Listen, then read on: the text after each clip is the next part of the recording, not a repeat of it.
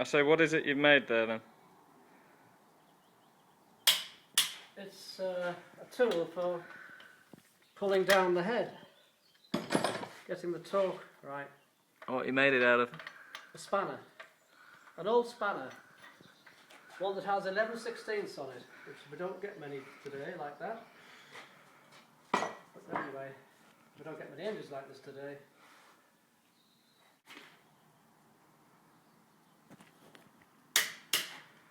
So what's the torque?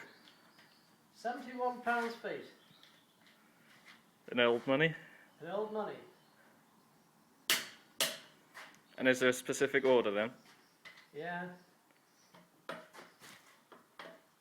Start from the middle and work out. They do it today on modern engines. Well, they've done it for years.